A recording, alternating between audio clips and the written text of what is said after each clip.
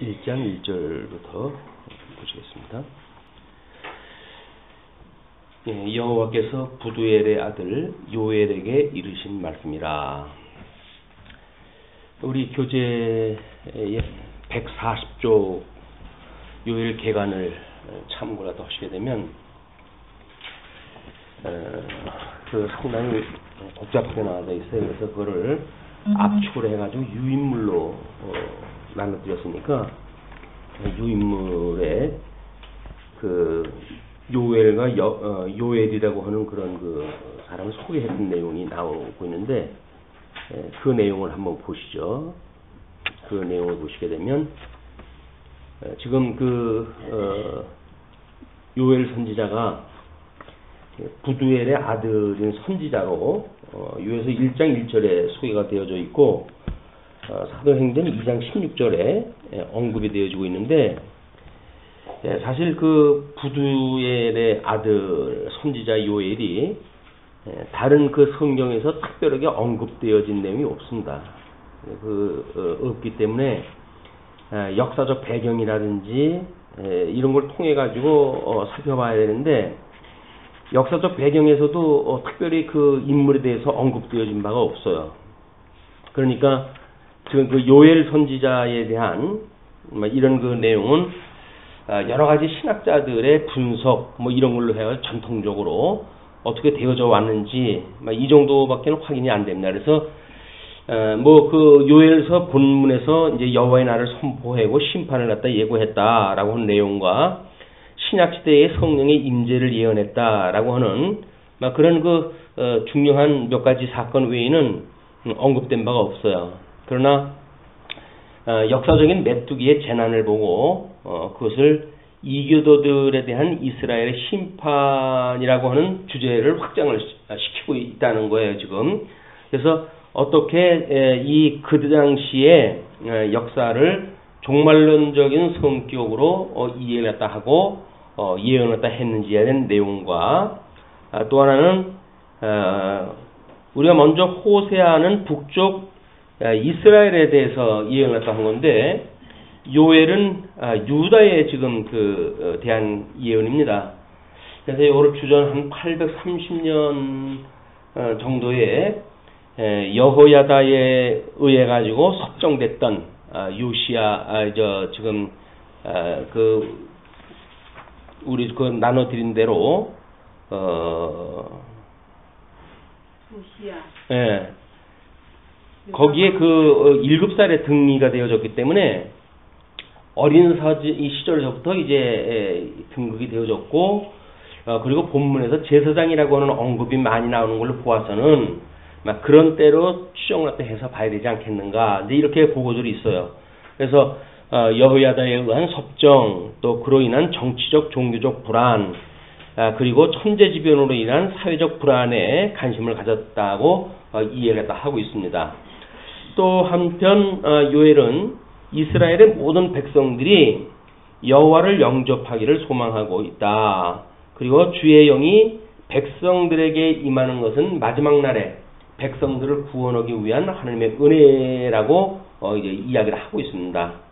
성령 강림에 대한 그런 이야기인데 이처럼 영적인 것에 대한 강조는 본서의 중요한 특징이고 다른 한편으로는 묵시문학적 특징이다 이렇게 이야기를 합니다. 그래서 이제 830년, 810년경에 있었던 이스라엘의 정황이 어떠한지 그런 어떤 정치적 배경 이런 걸 놓고 한번 살펴봐야 되겠고 설사 이제 자유주의 신학자들이 들어와 가지고 그 역사적 배경으로 해가지고 설득력이 없다 이렇게 주장하는 자들도 있어요.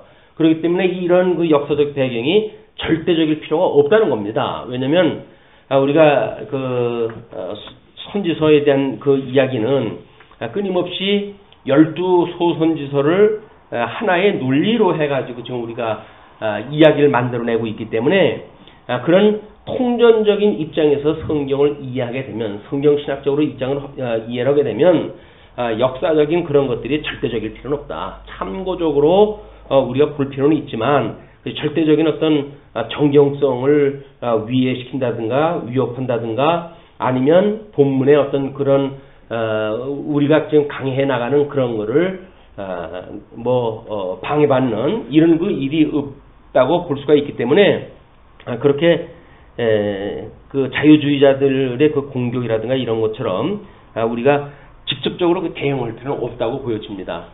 그런데 이제 자유주의 신학자들의 늘 대응 그래요. 이제 그런 연구해가지고 또 이 일을 제기하다가 보게 되면 역사적으로 이렇게 진행을 돼 가다가 새로운 어떤 고전이 발견된다든가 하게 되면 그게 무너지고 합니다. 그래서 이 유대 때로부터 이 이스라엘 때로부터 구약 성경을 우리 하나님께서 보존하셨던 그런 그걸 보게 되면 가장 그 보수주의적인 그런 그 입장이거나 고전적인 그런 그 입장들이 상당히 설득력이 있어요. 이제 그런 어떤 그 여러 가지 주제에 대한 것들이. 그래서 자유주의 신학자들에 대한 것을 가지고 1대1로 우리가 맞대고려 한다거나 그럴 필요가 없다고 보여집니다. 일단은 이제 그런 그 역사적인 배경으로 이해를 하시고, 2절부터 이제 한번 보셔요. 이제 그 2절서부터의 그 내용이, 우리 요엘서부터 아모스까지를 제2절로 잡았습니다. 호세아를 제1절로 잡았고, 그 다음에 요엘과 아모스를 제2절로 우리가 잡아놓은 거예요. 그러면 이렇게 선지서에 대한 배경들이 나중에 이제 이렇게 되죠. 호세아를 제1절이에요. 제1절, 제2절로 해가지고 요엘, 아모스, 제3절로 해가지고 우리 그 교재에 보시게 되면 오바댜서부터 미가로 되어 있거든요. 그래서 오바댜, 요나, 미가 이것이 제3절로 되어져 있어가지고 하나님께서 어떻게 대적을 심판하시고 이스라엘 백성들에게 예언을 갖다 하시고 회복을 예언하시는지 이런 거 내용으로 지금 되어져 있는 거예요. 소선지서 중에서 6개에 대한 이 부분이. 그럼 12소선지서로 되어져 있는데 이게 스바랴,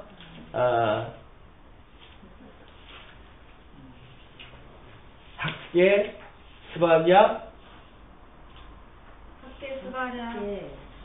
학계 스가랴 하고 묶어지고 그 다음에 말라기가 따로 말라기가 따로 제사 회복의 약속 일단 여기까지가 소선지서 6가지로 해가지고 좀 소개가 되어진 거예요. 나머지 3개 또 나머지 3개 이렇게 해가지고 대적을 보수하는 것이 여기에 이제 나오게 되어져요.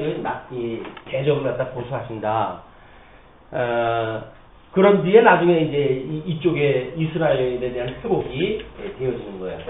이스라엘 선민국가에 대한 회복이 소개가 되어지기 때문에 지금 요한계시록의 그 순서고 보는 그 이유가 뭐냐면 지금 하나님께서 이 대적을 보수하는 이런 그 일들이 대선지서 4가지를 가지고는 우리 하나님의 의와 하나님의 나라라고 하는 측면으로 이제 보고 있어요.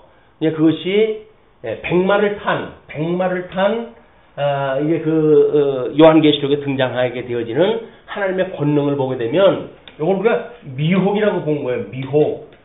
미혹의 그런 그 권능으로 해가지고 이기고 또 이기려고 하더라라고 이렇게 이해하다 하는데, 그래서 요한계시록에 이제 이 첫 번째 백말에 대한 것을 미혹이라고 하고, 이건 하나님의 의에 대한 이야기입니다. 그래서 하나님의 진리를 왜곡시키는, 그리고 나머지 3개에 대한 그 말에 대한 것이 여기서 이야기했던 자손, 땅, 통치, 이 3가지 영역에 대한 것을 지금 미혹을 갖다 하고, 이거에 대한 거를 하나님께서 어떻게 그 주제를 가지고 지금 공격을 갖다 하고 그들에게 심판을 갖다 하시는지에 내용이 나왔어요. 이게 그러니까 사단에게 주어진 권능이 이 권능입니다. 하나님의 의와 하나님의 나라를 왜곡시키는 권능을 하나님께서 맡겨주신 거예요. 사단들한테. 이런 그 권능이 있은 뒤에 다섯째 인서부터 일곱째 인까지가 결국은 하나님 앞에 이제 그 성도들이 강구를 갖다 하잖아요. 이제 기도를 갖다 합니다. 언제까지 우리 이렇게 내버려 두실 겁니까? 라고 이야기했을 때 하나님께서 내가 이제 이런 그 숫자가 타고 뭐 이렇게 할 때까지 너희들은 이 순교의 숫자가 찰 때까지 기다려라.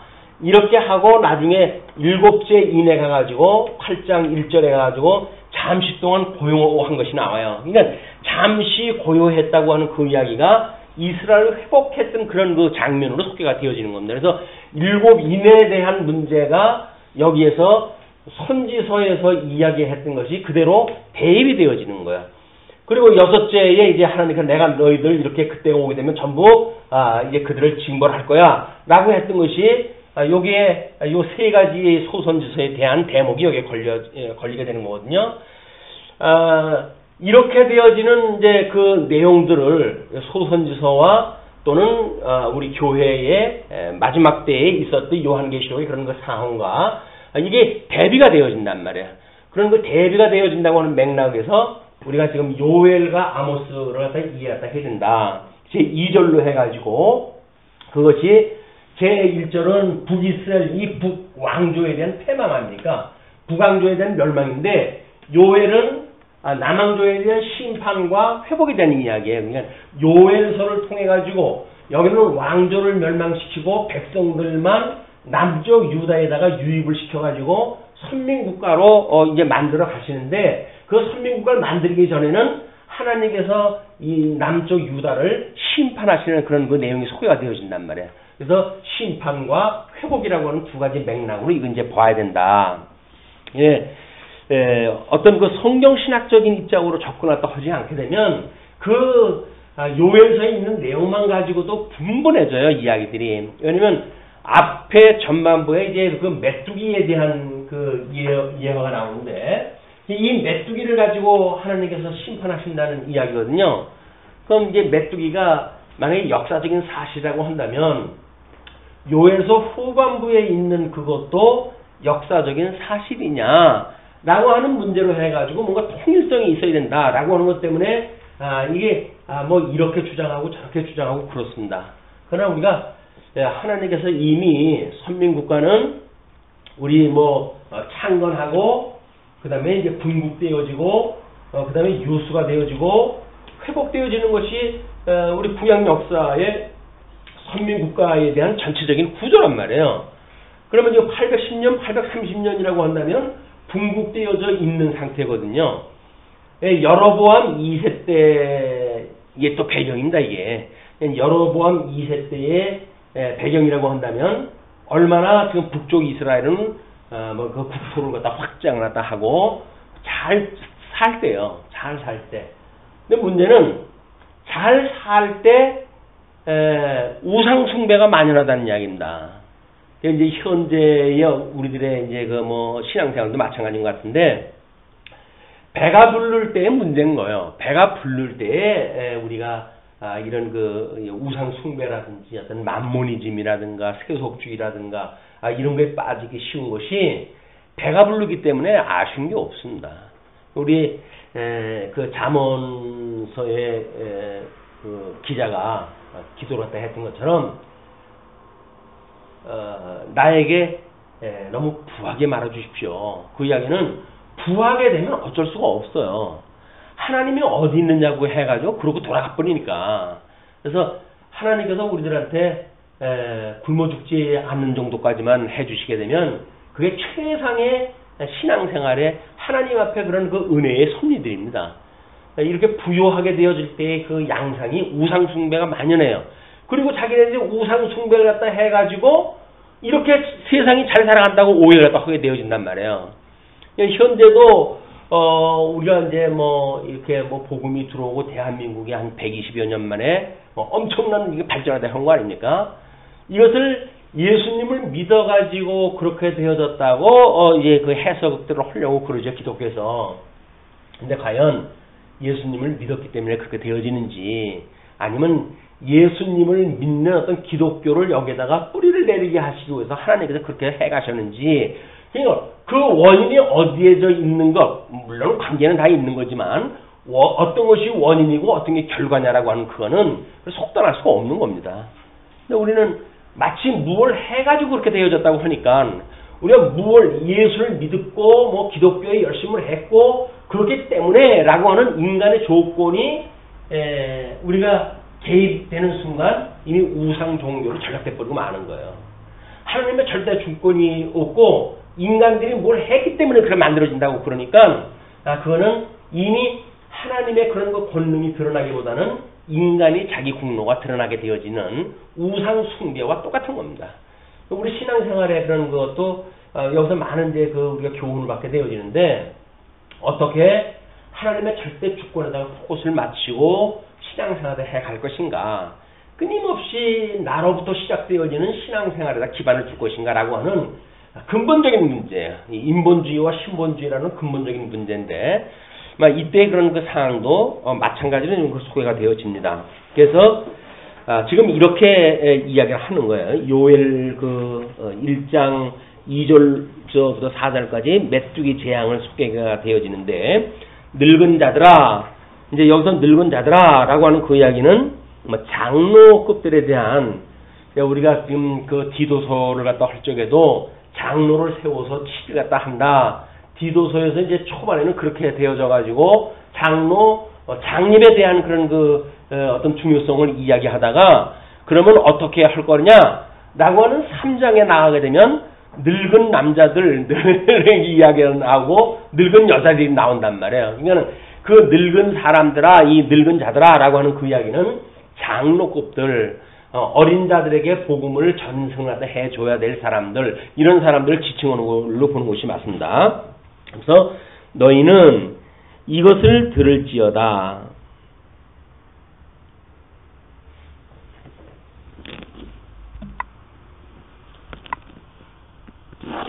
예.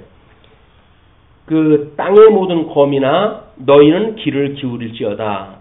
너희의 날에나 너희 열조의 날에 이런 일이 있었느냐? 과거에 그런 그 일이 없었다는 걸 지금 강조하다 할 수도 있고, 너희들이 과거에 이렇게 있었던 일들을 기억하느냐라고 하는 걸로 생각할 수가 있어요. 근데 우리가 이 메뚜기 재앙이라고 한다면 이 사람들이 메뚜기 재앙을 하게 되면 언제 거슬러 올라가서 지옥을 할 수가 있겠습니까? 출애굽을 갖다 했을 때, 메뚜기 재앙으로 해가지고 아마 그 애굽은 메뚜기를 특별히 어떤 그런 신으로 만들어가지고 번창하는 이런 그 신으로 해가지고 섬겼던 일인데, 하나님께서 메뚜기를 들어가지고 애굽을 저주를 내려버리시잖아요. 그러니까 이렇게 메뚜기라고 하는 그런 것이 역사적으로 해가지고 그때 이런 그 대흉년이 일어나느냐 안 일어나느냐라고 하는데 우리가 매이게 되는 것보다는, 이 메뚜기 하게 되면 출애굽기에서는 어떤 현상이 일어났을까? 거기 아마 그 아래 표를 갖다 보시게 되면 요엘서 1장부터 4절까지의 메뚜기에 대한 거를 소개를 갖다 해드렸는데, 마태복음 24장 7절서부터 8절까지 내용을 제가 소개해드렸어요.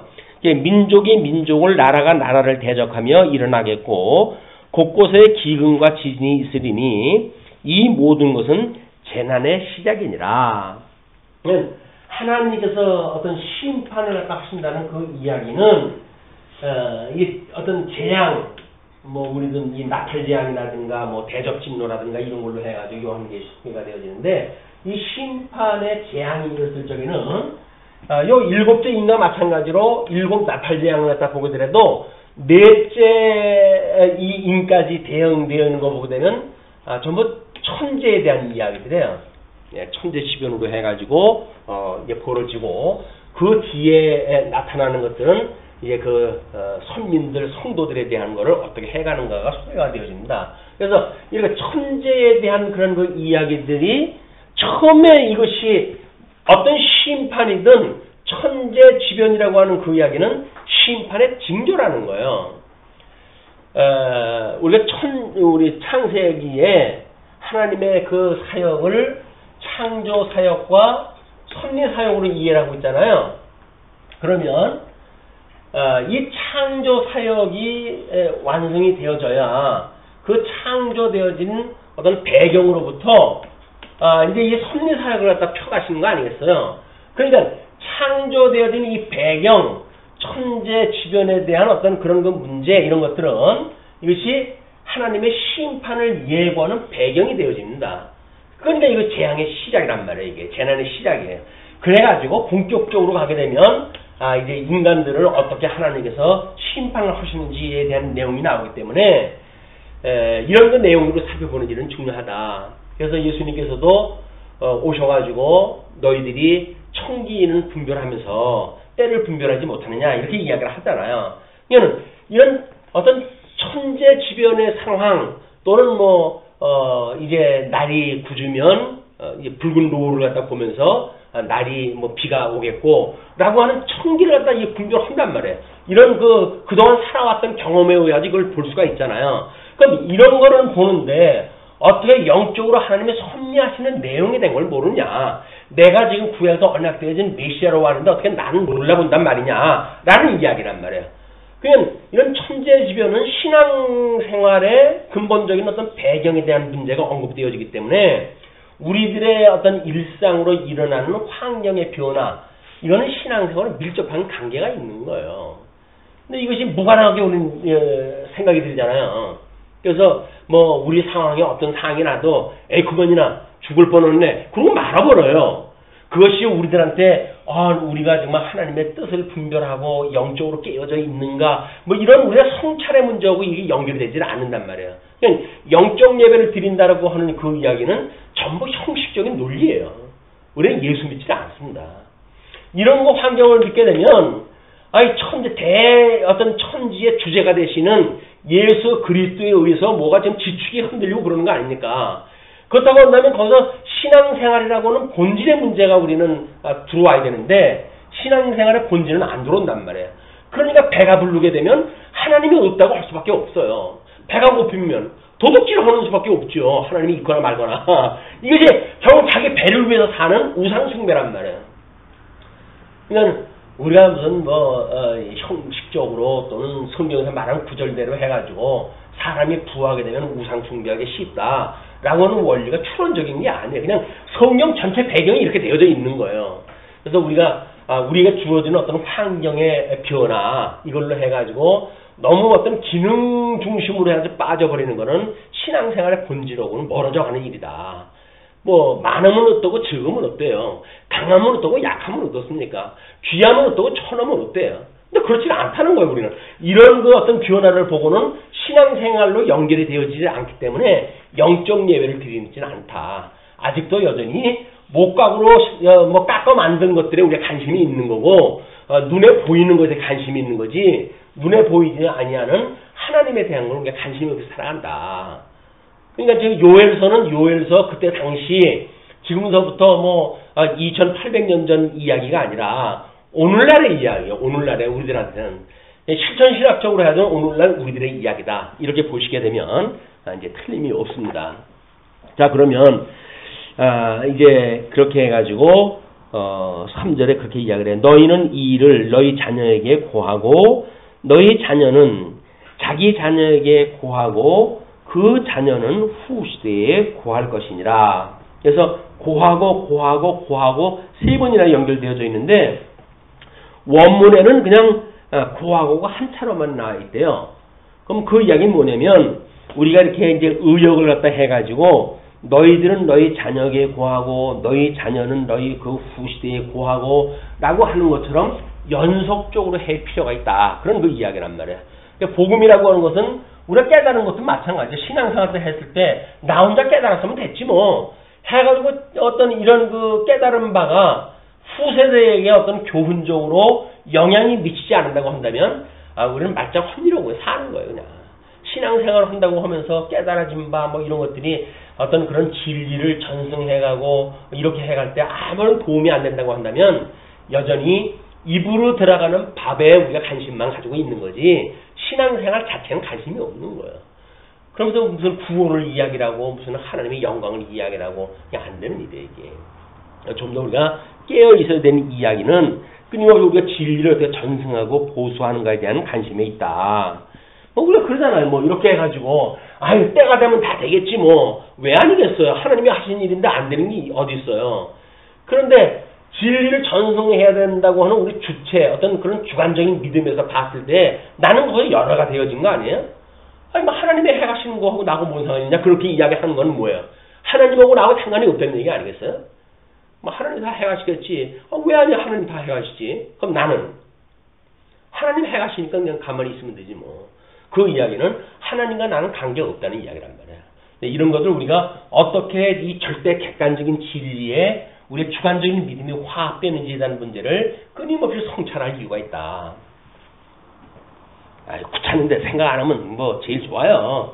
이거 죽이 되든 밥이 되든 어떻게 되겠지. 왜 아니겠어요? 다 돼요. 다 돼. 근데 그런 것들이 우리 어떤 이 하나님 앞에서 신앙생활을 상고할 만한 그런 그 이유가 없고 귀찮다고 해야지 이유가 없다고 한다면 신앙생활을 안 하는 거죠. 폭도를 하는 거예요. 그러니까.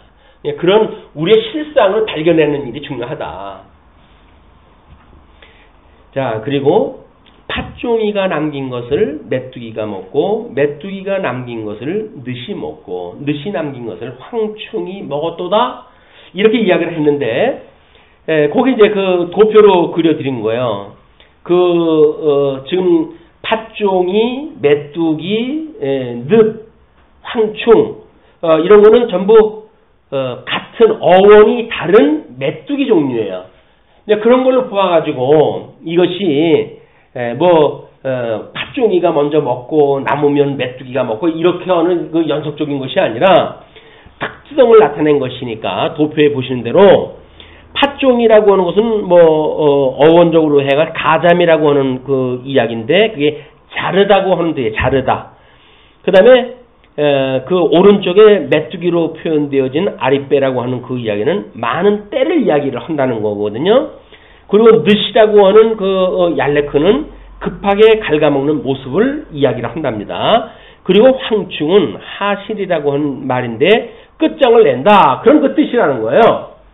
그러니까 지금 이렇게 하나님께서 메뚜기를 보내가지고 재앙을 선언을 갖다 하시는데 이것이 따로 이렇게 다른 메뚜기 종류를 보내가지고 재앙을 보낸다는 이야기가 아니라 하나의 사건이에요.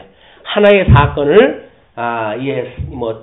좌우, 전후 이런 개념으로 보게 되면 입체적인 하나님의 어떤 그 섭리가 이제 그려지겠죠. 그래서 이제 때로 몰려와가지고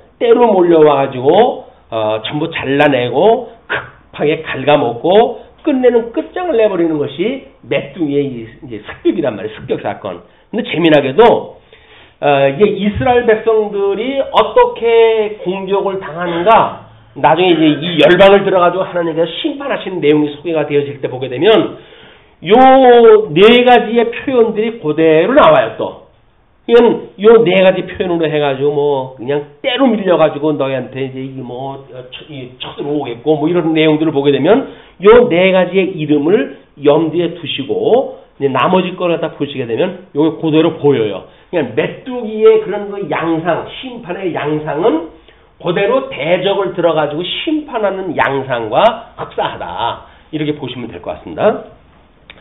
자, 그러면서 이제 5절 보시게 되면 5절서부터 12절까지 메뚜기 재앙으로 인한 폐허를 이렇게 소개를 합니다.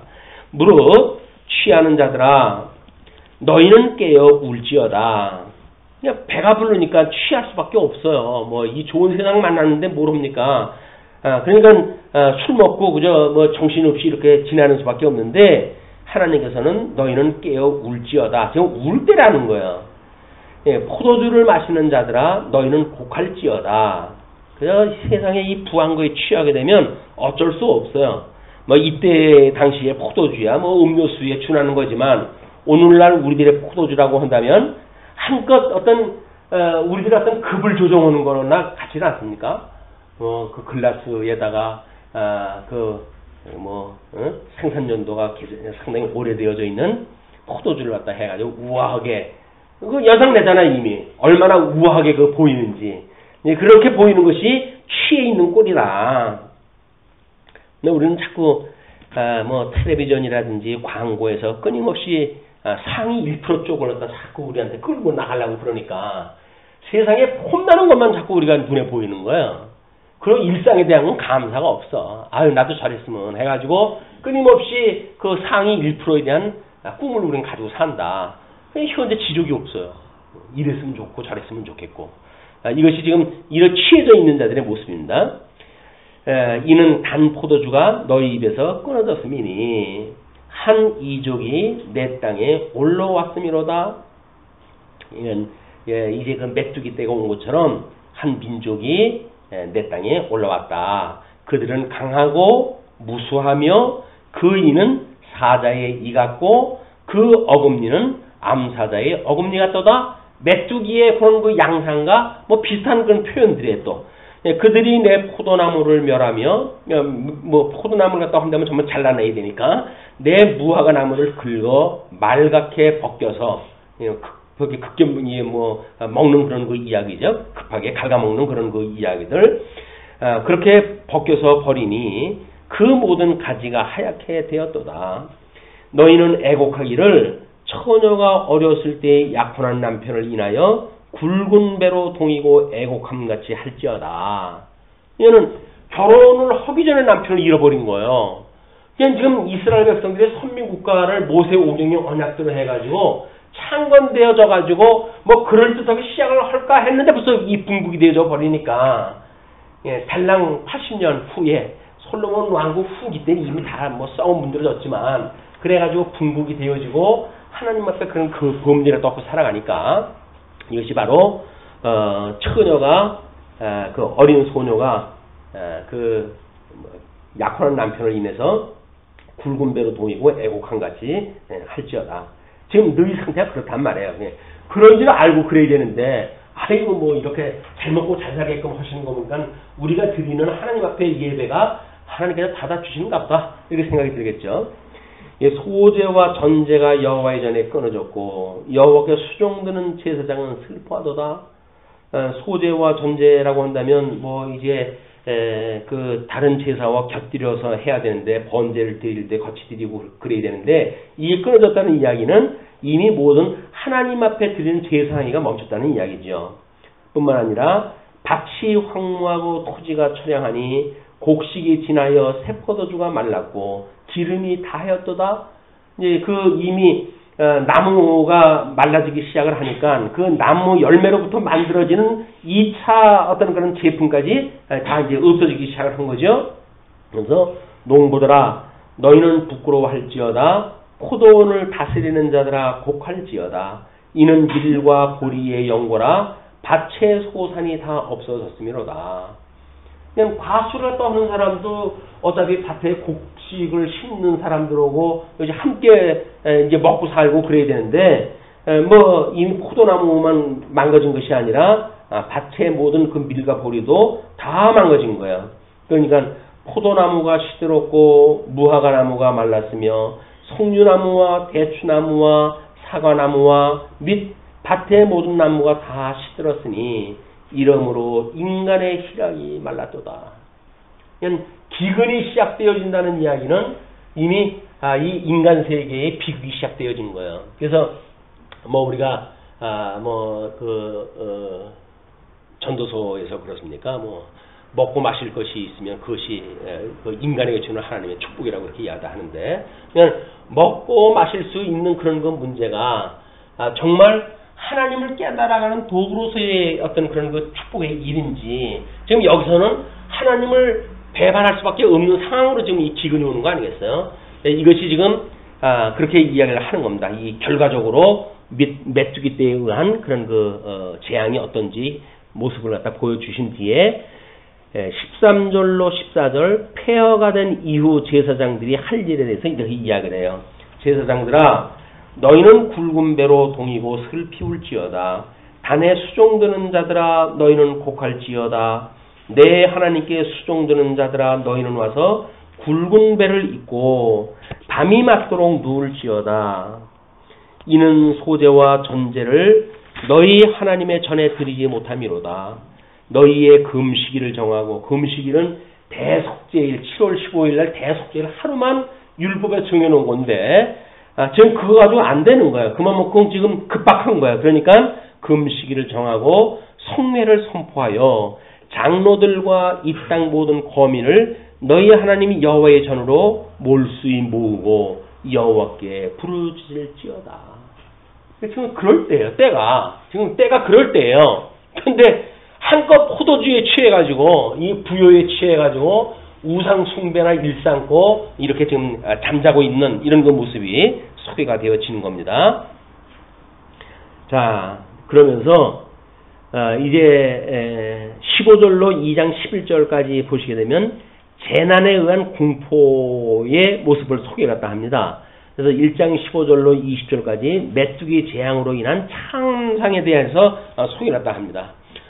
오호라 그날이요 여호와의 날이 가까웠나니 곧 멸망같이 전능자에게로서 이르리로다. 오호라 이제 하나님의 심판 날에 왔으니까 그날이요 여호와의 날 그날이요 날이 가까웠나니 여호와의 날에 그 심판의 날이 가까웠나니 곧 멸망같이 전능자에게로서 이르리로다. 이스라엘 백성들의 지금 멸망, 뭐 포로로 끝내 이 사람들이 멸망이라고 하면 포로로 끌려가는 유수의 일이니까 이런 것들이 여호와께로 말미암는 거란 말이에요. 여호와께로 말미암는 거다. 그래서 우리가 어떤 것 하나 하나님께로 말미암은 것이 없죠. 그런데 어떻게 보게 되면 우리 지금 가지고 있는 조건들, 뭐 이것이 지금 가지고 있는 조건이에요. 조건. 이거는 이제 신앙적인 어떤 해석에 대한 문제고, 그러면 이거를 인해 가지고 우리는 하나님 앞에 감사하고 이것 때문에 기뻐하고 이것 때문에 신앙생활을 하는 거 아니겠어요? 이것이 어떤 신앙의 본질, 우리를 갖다 인도하시는 하나님이 우리를 얼마나 사랑하시는지에 대한 은혜의 감동, 또는 하나님의 사랑에 대한 어떤 그런 우리 감사, 이런 걸로의 신앙생활이 되어지는 것이 아니라 뭐예요? 결국은 조건 때문에 우리 신앙생활을 한단 말이에요. 먹을 거 있고 뭐 입을 거 있고 그러면 됐지. 아이고 그래도 뭐 이걸 괜히 하나님 잘 안 믿어가지고 이거까지 빼앗기면 어떡하냐 싶어가지고 신앙생활을 하는 그거는 하나님을 믿는 신앙생활이 아닌 거예요. 여전히 우리는 어떤 조건이라고 하는 형식적인 종교생활에 머무르고 있다.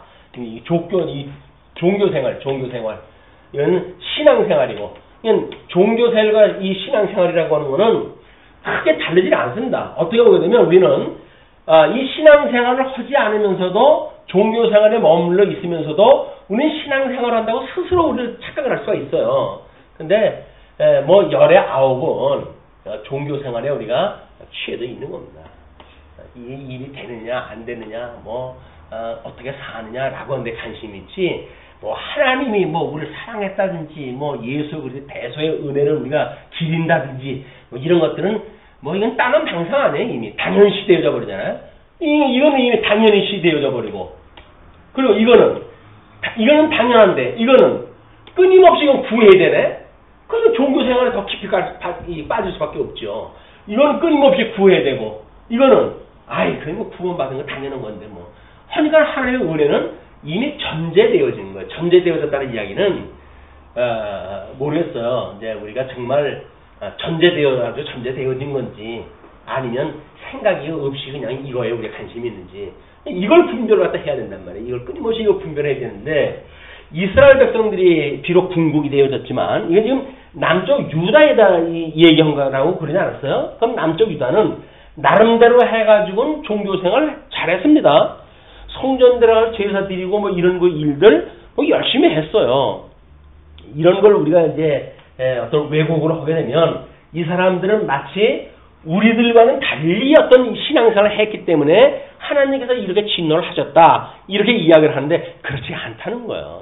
형식적인 내용으로 보게 되면 이 사람들 더 열심히 했어요. 유대인들의 신앙생활을 우리가 어떻게 따라갑니까? 이 그들의 종교생활을. 이 사람들은 철두철미하게 했던 사람들이에요. 근데 하나님께서 그들을 진노하신다는 이야기를 보게 되면 우리들의 이 실체에 대한 문제는 정말 우리가 끊임없이 이걸 성찰할 때 해야 되는 문제예요. 아무리 내 문제라고 해가지고 좋게 해석을 하고 넘어간다고 해서 하나님이 같은 해석을 할 리가 없잖아요. 내가 그렇게 해석을 한다고 해서 하나님이 그렇게 해석할 리가 없잖아요. 이스라엘 백성들한테 하나님께 진노하듯이 우리들도 마찬가지다. 끊임없이 우리가 하나님 앞에 우리 삶을 돌아보고 내면의 세계를 또 들여다보고 성찰하고 이렇게 하는 이런 그 문제들은 매우 중요하다. 근데 뭐 신앙생활 해가면서 뭐 우리가 이런 거에 관심 갖고 뭐 그런 게 없습니다. 형식적으로 해가지고 뭐 오늘 10월 1일이에요. 국군의 날이라고 해가지고 쉬는 사람도 있던데, 그럼 국군의 날 하루 쉬고 또 하루 있다가 또 오면 개천절이라고 쉬고 그 다음날 토요일이라고 쉬고 그 다음날 주일날이라고 쉬고 5일 연장 휴가요. 이 쉬는 거 이거 조심해야 된단 말이에요. 배부를 때 조심해야 되고 우리가 할 거 없을 때 이거 조심해야 돼. 그래서 사람이 혼자 있다고 하는 건 매우 위험한 거야. 뭔가 견제하는 사람이 있어야 잘못되어지는 것도 보고 어유 청제요 이렇게 해가지고 뭐 좀 서로 피차 분별하고 피차 가르치는 일이 있게 되어지는데, 혼자 있게 되면 잔소리 하는 사람이 있나 모르는 사람이 있나 지멋대로 우사할 거 아니겠어요. 그냥 그거는 지멋대로 한다는 그런 그 이야기는 하나님 앞에 붙들린 바 되지 않으면 100이면 100 고가질 수밖에 없는 거예요. 이 목사가 위험한 것이 바로 그겁니다. 혼자 있다는 거예요. 혼자 있다. 이거 너무 좋아. 이게 하나님 앞에 우리가 함께 있다고 하는 이것이 늘 인식되지 않으면 뭐 고개 하나만 바닥 들리게 되면 나 혼자 있잖아요. 정신 차리고 보면 하나님이 나하고 함께 있는데 잠깐 정신 놓치게 되면 나 혼자 있는 거예요. 우리가 임마누엘 어떤 이런 그 신앙생활이라고 하는 그거는 형식적인 게 아닙니다. 끊임없이 주 앞에서 주 안에서 살아가듯이 생각을 해야 되는데, 신앙생활을 언제 뭐 이렇게 주 안에서 살아가듯 해요. 그냥 뭐 신앙생활 따는 당상으로 해가지고 그냥 이게 버릇대로 습관되어진 대로 살아가지. 내가 주 안에 있어서 가지고 정말 그 불꽃 같은 눈으로 해가지고 나를 감찰하시는 그 하나님 앞에서 지금 내가 살아간다고 생각을 하십니까? 그렇게 한다면 그러지 못하지 우리가. 그렇게 생각을 안 하니까 그러고 살지, 하나님이 그렇게 우리하고 함께 계시다고 믿는다고 한다면 이런 삶을 살 수가 없어요. 이제 너무나 이 놀라운 심판의 역사가 이제 벌어지는데,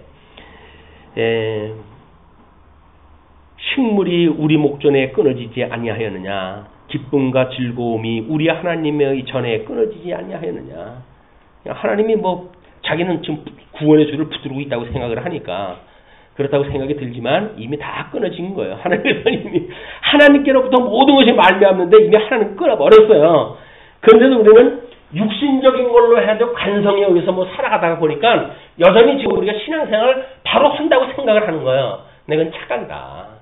깨어있지 않으나 우리는 착각이에요. 10월 1일이면 신약성경 다시 이제 시작을 할 때입니다.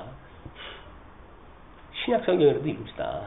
구약성경 놓쳤으면 신약성경이라도 읽읍시다.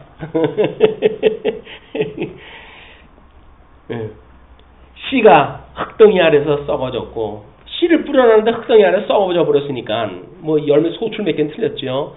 싹이 나고 줄기가 패고 그리고 거기에 열매가 맺혀져야 되는데 창고가 비었고 곡간이 무너졌으니 이는 곡식이 시들었음이로다. 생축이 탄식하고 먹거리 뭐 풀이고 뭐고 다 없어져 버렸으니까 생축이 탄식하고 솥대가 민망해하니 이는 꼴이 없음이라. 양떼도 피곤하도다.